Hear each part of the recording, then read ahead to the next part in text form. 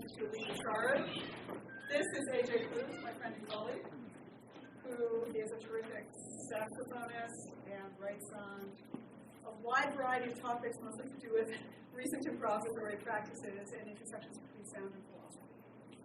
A.J., title, welcome. Thanks for leading us on.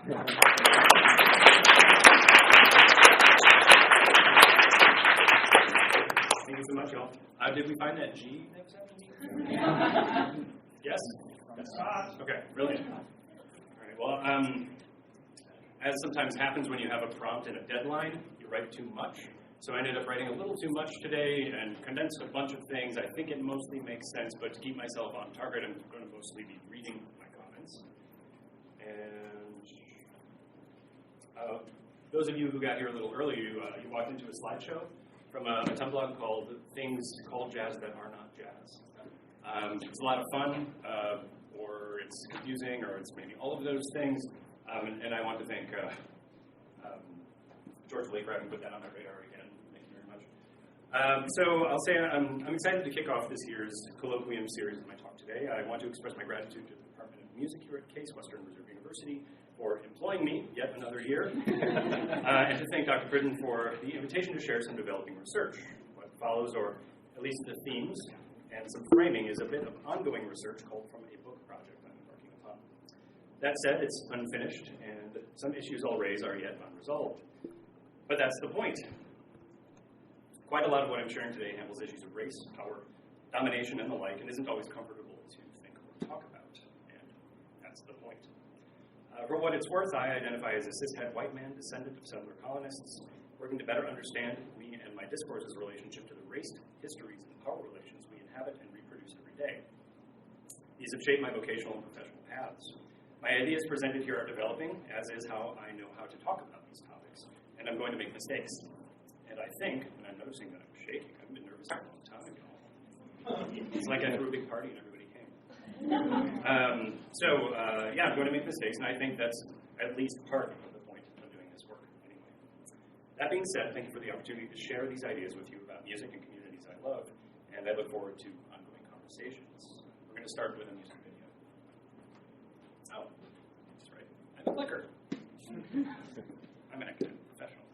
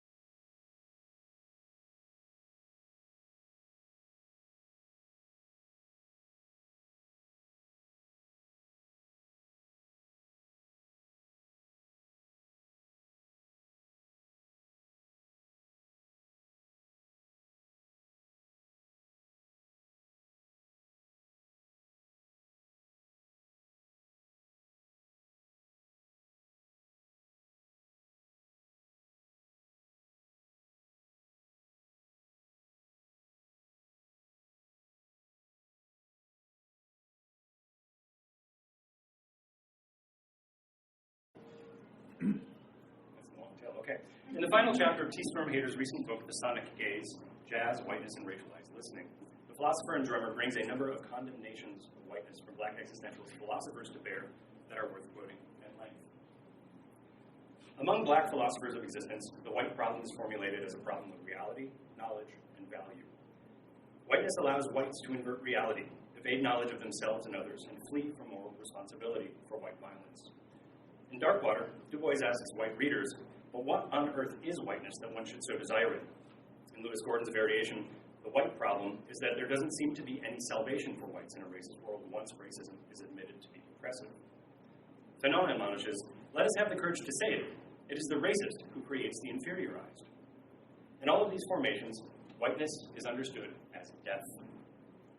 As Gordon maintains, to be black may mean to suffer literally and figuratively on an everyday basis, but to be white may ultimately mean, at least when moral reflection is permitted to enter, to be condemned. The word jazz has been variously characterized as a racially informed means by which to pigeonhole and commoditize a heterogeneous world of cultural expression informed by the black experience in the United States. Croker, Bartz, and Overall, who we've just heard, join notable artists such as Duke Ellington, Max Roach, Charles Mingus, and Miles Davis in demanding not to be labeled a jazz musician. Nicholas Payton has offered the appellation Black American music, or BAM, to describe his work. Jazz, for Payton, is a four-letter word, a slur related to white supremacy and histories of black oppression, and something that died, he says, in 1959. Referring to his own music and the legacy from which he draws influence as Black American music, is an act of self-determination and agency. Furthermore, he recognizes his methods and attitudes to be in a sociocultural and historical alignment with a way of navigating the world that is necessarily informed by the black experience in America. In Los Angeles, something called Jazz is Dead is enjoying a large audience and growing notoriety. Not just one thing, Jazz is Dead is something like a large umbrella project helmed by Adrian Young and Ali Shaheed Muhammad that features related endeavors including Young and Muhammad's band, The Midnight Hour, the event agency Art Don't Sleep, the all-analog recording studio Linear Labs, and the eponymous concert series and record imprint. From what I can tell, their understanding of jazz in name and concept is a big tent, a constellation of mutually inflecting musics relating ahistorically in a mutually constituting group. This broad definition of jazz has helped occasion a community of listenership in Los Angeles that is oriented around Black American music, but not monolithic in its constitution.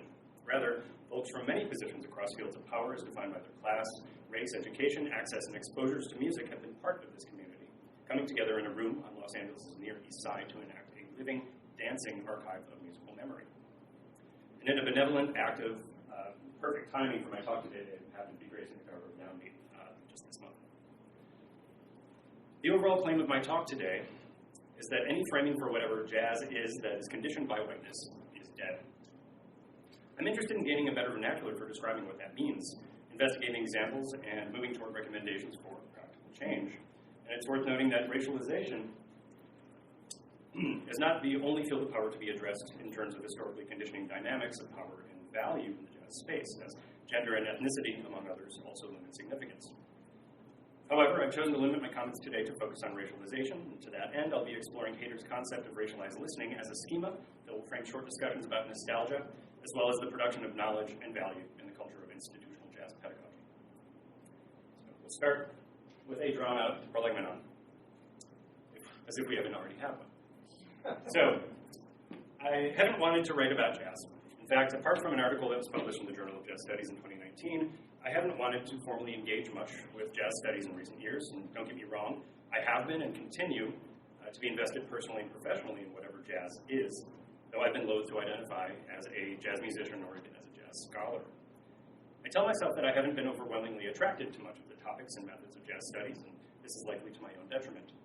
What more, as an early career scholar, one tends to be pigeonholed by one's first few publications, and I wanted to spend time engaging with other spaces of popular and experimental music, an attitude that informs articles and even book projects that are still very much in progress. But I decided that it is, in fact, again, time to talk about jazz some more. In spite of the very real danger of a What is Jazz book project to have jumped the shark in this department, if not this discourse, it seems I can't get away, that I am, after all, deeply implicated in some of what I understand to be the cringy or otherwise problematic manifestations of jazz as a jazz studies master's degree holding musician scholar. I am, or at least have been, what's been termed a jazz bro. A recovering jazz bro. More about that later. In any case, in the U.S. American context, the chasms between jazz as study, jazz in the cultural imaginary, and jazz as practice continue to grow. These differences are bound up in complex histories of material and social relations and power as much as less tangible histories of pleasure and desire.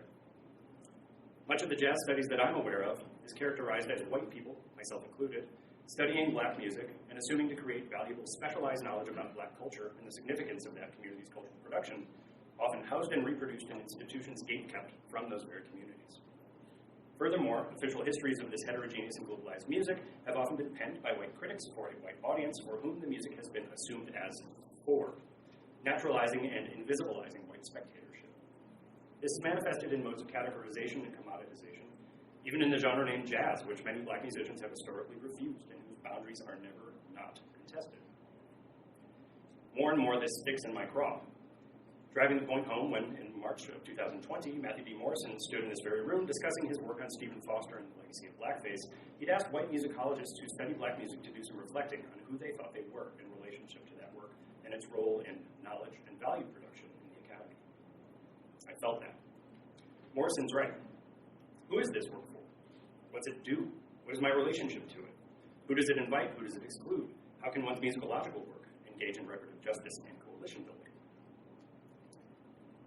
So moving forward, what do I mean by white and black as racialized categories? So for the purposes of this paper, I will deploy race to refer to an historically situated and socially constructed field of relation that conditions power relations between subjects and communities. More than skin tone or other perceivable physiognomic characteristic, traces of what we call race are also located in variances of speech, style, food culture, music, and dance, really any and all spaces of the complexity of human life worlds. Problematizing this further, it may be argued that race is acquired and produced through one's socialization, but furthermore manifests through one's adoption and performance of such historically and culturally contingent comportments in a complex life world, though it may not even be that simple. Furthermore, we might also consider modes of thinking and being in the world, which I'll call epistemes, ontologies, and phenomenologies, to be raced. For example, during the age of imperialism, disembodied systems of knowledge and regimes of truth were mobilized to justify the superiority of European imperialists and the necessity of the modernist project. It might be argued that such a positivist worldview associated with Enlightenment period liberalism and imperial domination is very, very white. Counterposed to this Eurocentric comportment, the African black way of being in the world has been coded as embodied, primitive, and free, though it may not even be that simple. Why do I keep writing that? Nothing simple. In any case, the perceived necessity of race as a category of identity has historically relied upon notions of difference, whether understood biologically or culturally, often deployed as a means of justification for ongoing practices of domination, most often related to imperialism, colonialism, and an assumption of white supremacy. Previously dominant ideas of ethnic essentialism, modes of performative being assignable as authentic, and historically sedimented socioeconomic, legalistic, and social relations continue to animate race as a social fact in the United States. With respect to U.S. American history, blackness and whiteness comprise a dominant binary that overdetermines social relations. My talk today is concerned with how the continued invisibilization and naturalization of race power dynamics in jazz's expressive practices and cultural products are implicated in the reproduction of that historical overdetermination. However, I hope that these same practices and products may also serve in its diffusion, disillusion, and eventual disarticulation. Moving on to section 2. Helping to complementarily frame and augment the previous ideas here is the idea of racialized listening that I'm borrowing from philosopher and jazz drummer T Storm Heter's recent book, The Sonic Gaze, Jazz, Whiteness, and Racialized Listening. I encountered this book soon after it was published this year, and it knocked me out. Honestly, I'm still wrapping my head around the implications of Heter's extended analysis of listening as related to the construction of racialized subjectivity and jazz. Briefly stated, Heter's study develops existential and phenomenological frameworks from primarily black scholars in an attempt to learn from how colonized peoples have been heard, not only in how they've been seen, often saying no to how they have been defined by the white sonic gaze. This framing does not allow the white auditor and scholar an escape from whiteness. Furthermore, we should remain suspicious of anyone claiming to benevolently speak on behalf of black folks as whites of goodwill. Rather, writing his book, as he says, mostly for an audience of other white people, Heter wants to create an opportunity for reflection, to turn from the study of blackness in jazz to a study of how whiteness is constructed and reproduced through historic strategies of white listening, and how this racialized identity, even when supposedly inhering in allyship with historically dominated racialized groups, reproduces the conditions of that domination. He reminds the reader, quote, "Being white means having white power, although whites habitually obscure this fact, adhering to corrosive myths of colorblindness, meritocracy, and exceptionalism." Sitting with the discomfort of having to be seen and heard as white, he suggests, offers a valuable moment for reflection, similar to the existential shock of the objectifying phrase, "Look, a Negro," that opens Frantz Fanon's essay, The Fact of Blackness. A moment that might instigate reflections and a modification of what being white in the world does and can mean. In the book, Heter develops a taxonomy of patterns of bad faith. Bad faith of white listening, including white minstrel listening, white savior listening, white hipster listening, white revivalist listening, white colorblind listening, and white ecstatic listening.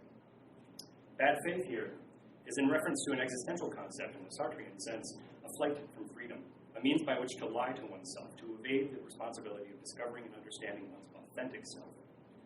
40 years earlier, though, W.E.B. Du Bois had developed a related idea as part of his schema of second sight that occasions black double consciousness, a capacity for black subjects to see themselves not just as they are, but as seen by white America. So let's pause and take a look at what some of these are.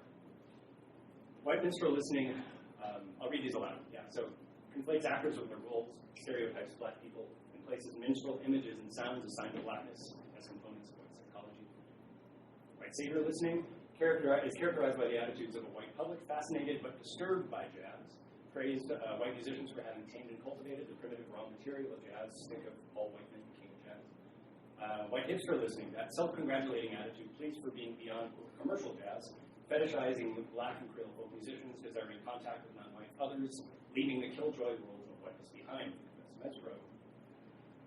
White revivalist listening, collectors, festival organizers, archival pleasure seekers rediscovering quote, lost sounds, reproducing the logic of racial essentialism and purity through the uncritical, supposedly authentic encounters with others. It's not mutual, but a one-way street of quote, discovery and celebration by whites previously hidden or lost black culture. White colorblind listening is a normalization of jazz as white by musicians, critics, and audiences uncomfortable being perceived while listening to jazz music as whites. Motivated by grievances of white shame, like you can't hear race as a crutch for colorblind ideology, all of feather.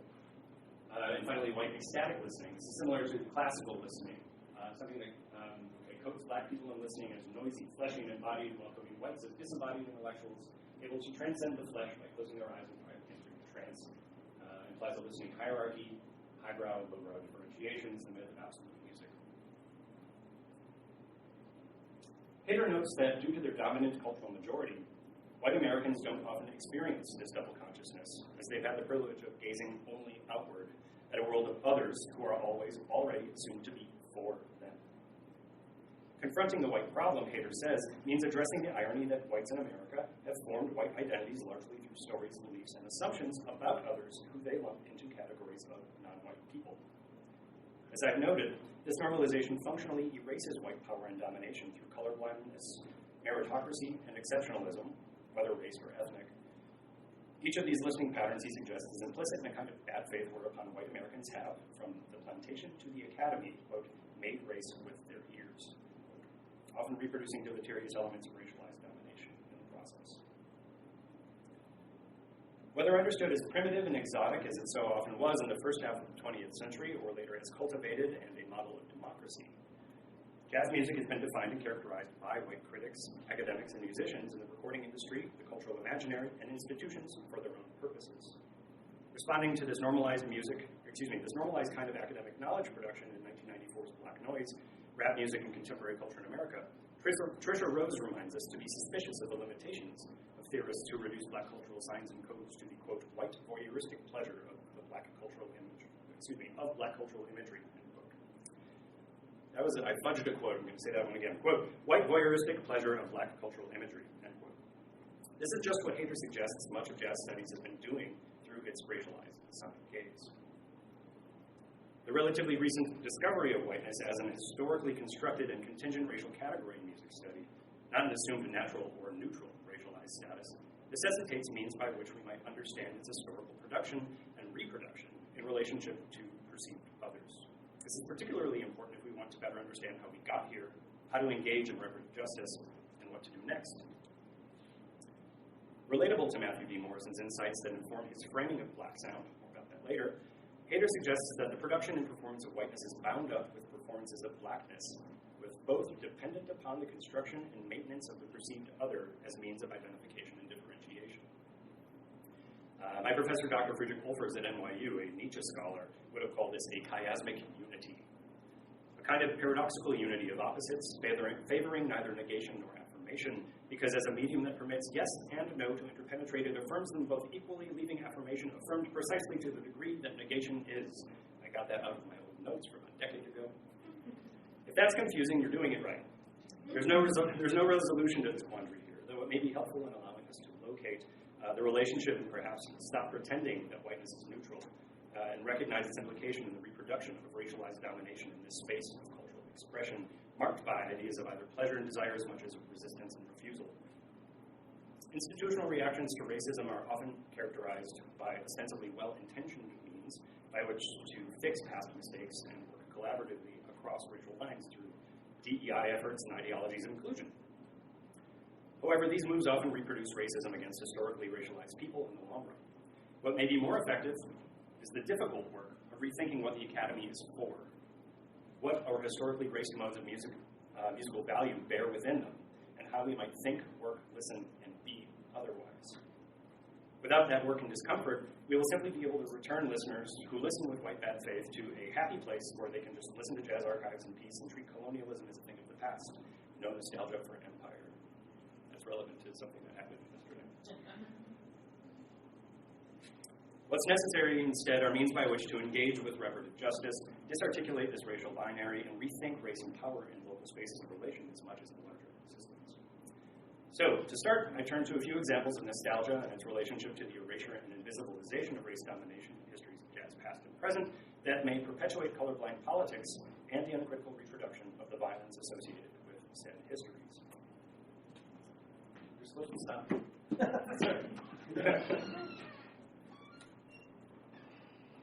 A little more than a week ago, September 1st of this year, Eric Weinstein, a mathematician, public intellectual, and harmonica enthusiast, seen here performing for Joe Rogan, also with Roger Penrose, but those makes a company, found himself unhappy with President Biden's speech about MAGA Republicans and the threat of anti-democratic movements in the United States. In response, Weinstein tweeted out to his 693.5 thousand Twitter followers, "I just don't see any path back, at least tonight. I was not looking forward to this speech, and it was bad. We seem determined to continue to unravel this amazing country. Gonna go listen to some live blues where no one cares about race. Thankfully, there's a 2-drink minimum." Yeah. Like many, I was incredulous that this was, it seems, a totally earnest sentiment. And I thought, 2010 called, they want their post-racial naivete back. Even satire magazine The Onion was already on this in 2000. Yeah. Right? Everywhere you think you're going for the first time, the Onion's already, they're waiting for you. Where have you been? Yeah.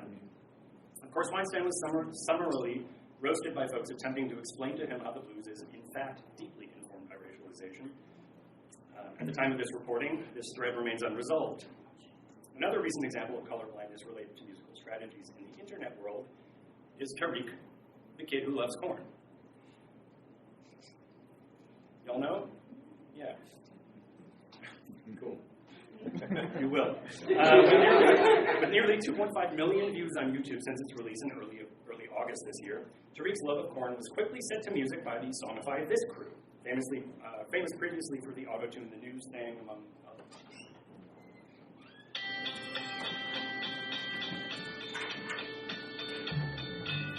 For me, I really like corn. What do you like about corn? It's corn. A big golden house, big fancy juice. And my little beautiful dreams. It's corn. I can tell you all about it. I mean, look at this thing. When I find it, I don't say anything to it. The bad thing about corn is the grease. The corn bread can restore your energy. You really appreciate the hope. It goes on for a while. Charles Reed, yeah. So only a few weeks old, this adorable song itself already has about 2 million views. But the internet does what the internet does. And following quickly on the heels of this success came Robin Adele Anderson's But Make It Jazz version of It's Corn.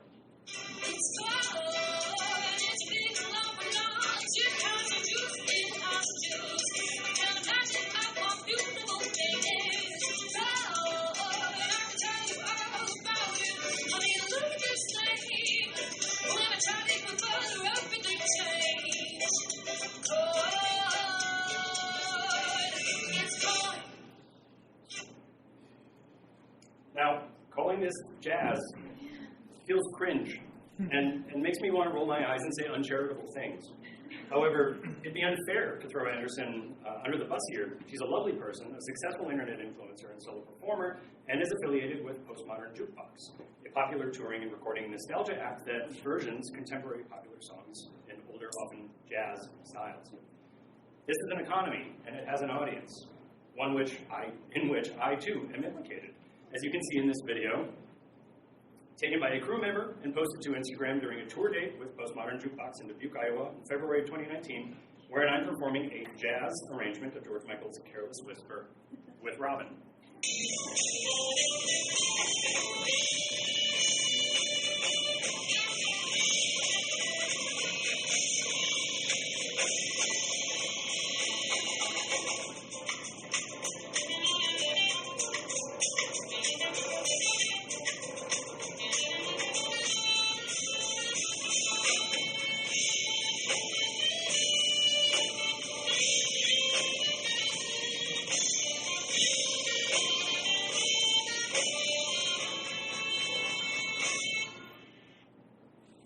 Pause, and then it goes into a take 5 part of the arrangement. It's the whole thing. So as they say, cat's got to eat, right? Nobody's hands are clean here. And while I was happy to catch the check from PMJ in the precarious month before I moved to Cleveland to join the department here at Case, I've never not felt conflicted about the kind of whitewashed and colorblind aesthetic and ethic that this deploys in its nostalgic jazz age marketing. As we saw in the Weinstein tweet earlier, there's a very real danger of erasure that occasions the forgetting of histories and racialized domination, admitting amnesia about wrongs of the past at best, and allowing the reproduction of echoes of that same racialized domination in the present at worst. If nothing else, by not explicitly acknowledging its absolute reliance on Black American music, this mode of nostalgic performance echoes a kind of minstrelsy, coddling the comfort of whiteness. Postmodern Jukebox and the many nostalgia acts like it are animated almost exclusively by Black American music styles. And while this really doesn't always have to be front and center in one's aesthetic engagement with the music, anything calling itself jazz that by accident or omission allows white supremacy to go unchallenged is anathema, effectively fighting for their own team. In this way, nostalgia acts that favor pure entertainment are dangerous, as they may act as Trojan horses, bringing with them not only enjoyable aesthetic markers of the past, but perhaps outdated attitudes and ethics. The team at South Park illustrated this when, in season 20, they introduced an absurd sentient fruit, member berries, that both taste good and mollify consumers with nostalgic popular cultural promise. These are oriented here mostly toward 1980s and 90s nostalgia. It's harmless, right?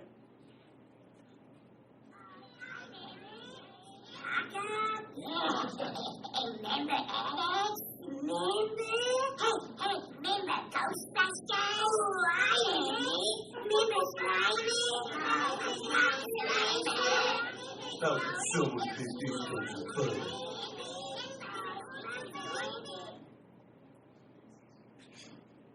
However, things get weirder.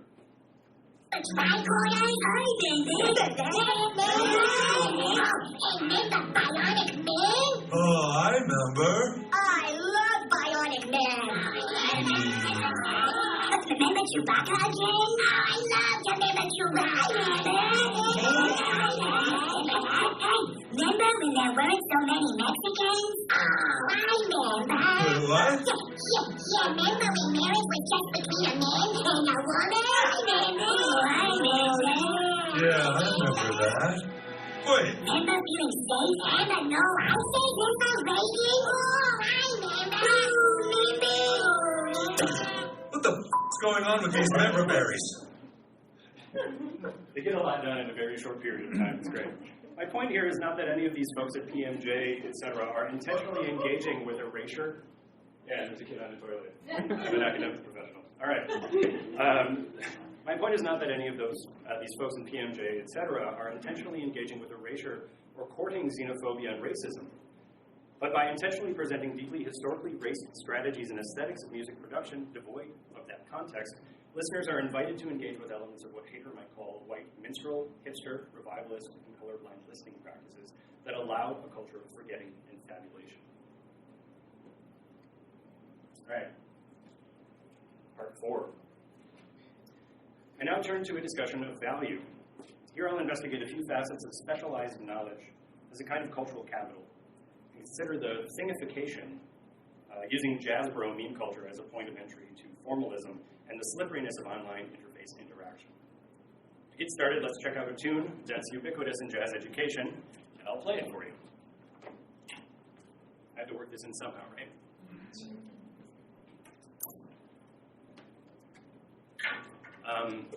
Could you all clap on 2 and 4 for me? 1, 2, 1, 2, 3, 4. Yeah. Get proud. I knew you could. Yeah.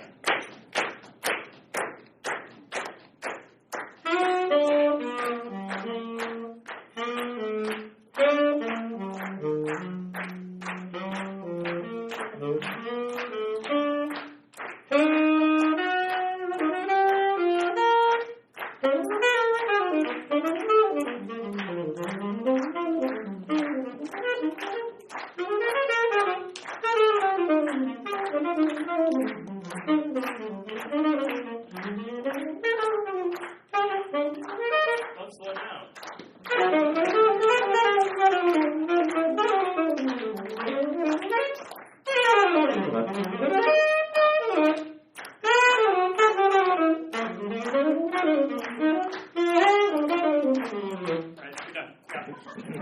That was great. Thank you so much.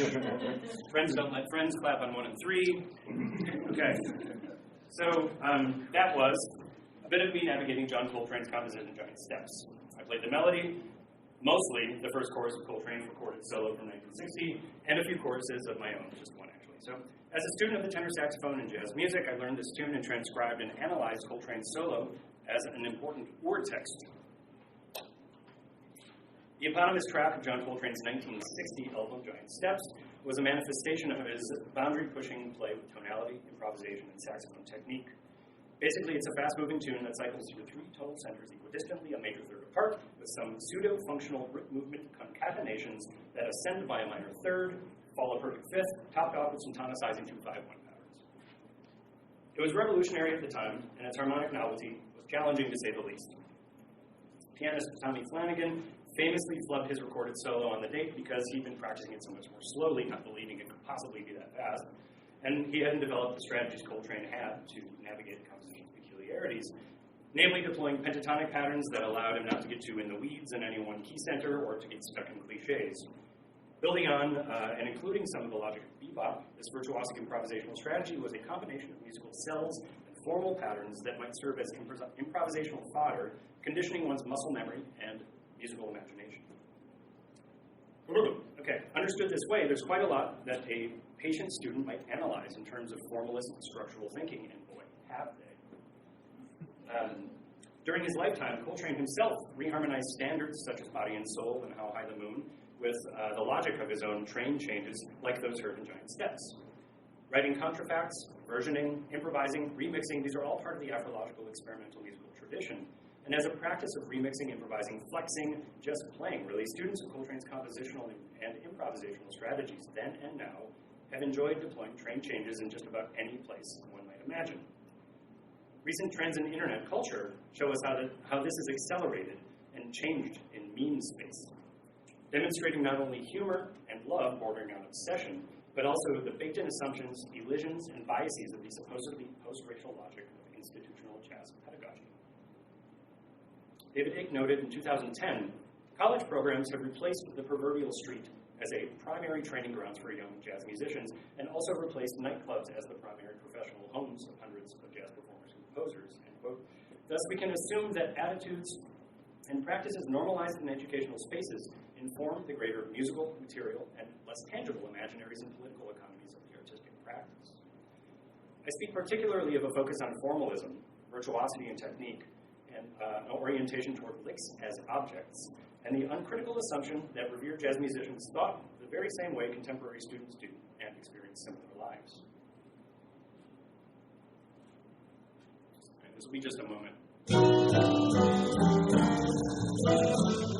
Little baby shark on me.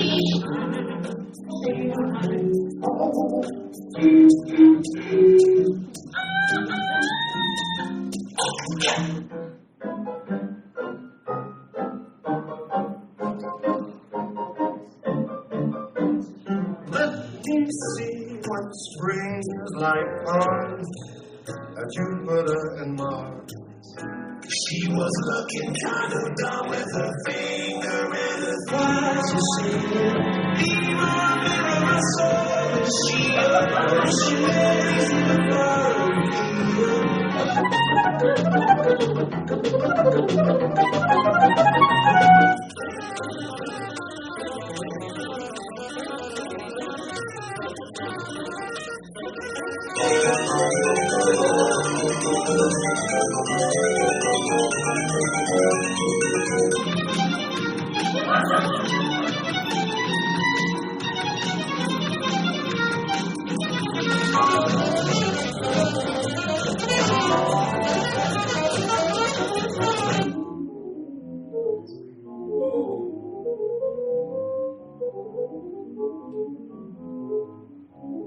Making my way downtown, walking fast, faces pass and I'm homebound.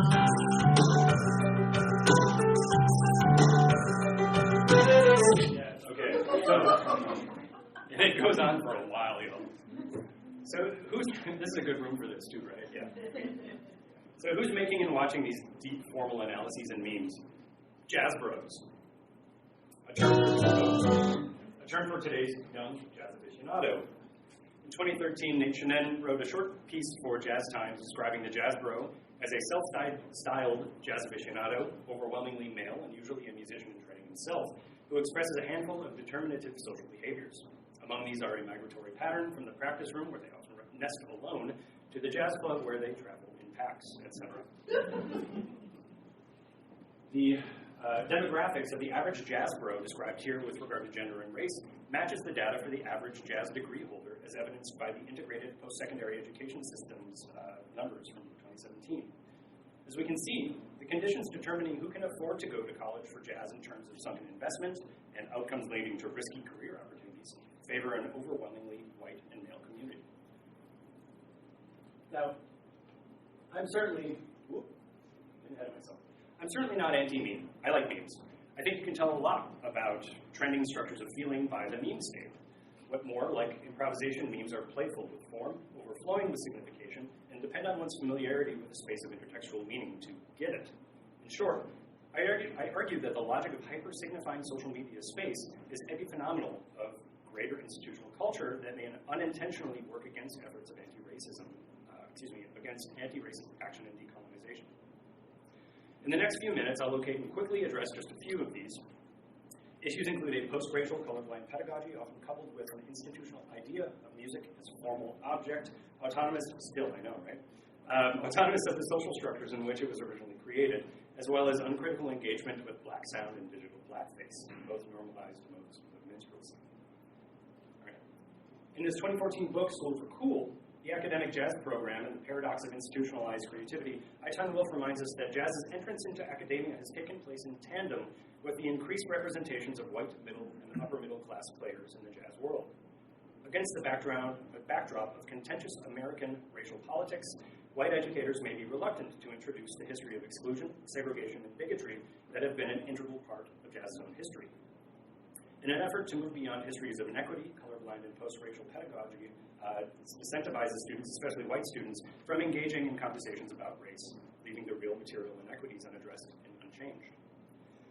Furthermore, much of this has come to take place in institutional pedagogical settings that have forced a music with a vernacular apprenticeship pedagogical model into a European conservatory model that platforms theory, formalism, and analytical strategies informed by notions of aesthetic autonomy. sometimes in institutional settings that were initially racially segregated. Said framing can preclude the import of subjectivity and agency of revered artists, conflating and subsuming what were certainly heterogeneous and personal musical choices under the aegis of specialized institutional knowledge like chord scale relationships and theoretical structures in jazz education that are just everywhere. Heter might refer to this as white savior or colorblind listening, but I'll add here another category, white specialist listening.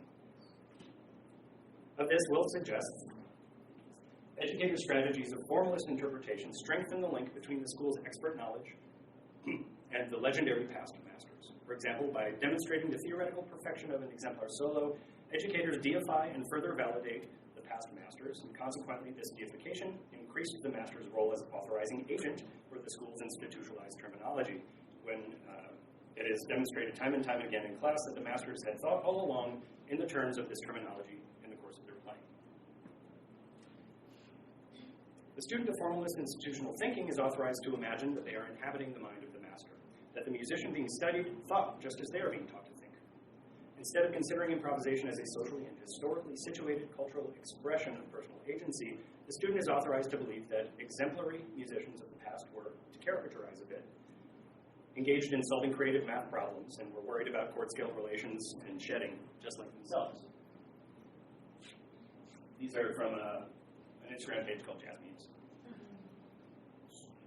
I'll also quickly mention the relevance of unintentional instances of blackface minstrelsy in schools and meme space normalized and made invisible by this post-racial, colorblind, and formalist pedagogy, as well as the disembodied and impersonal nature of digital culture.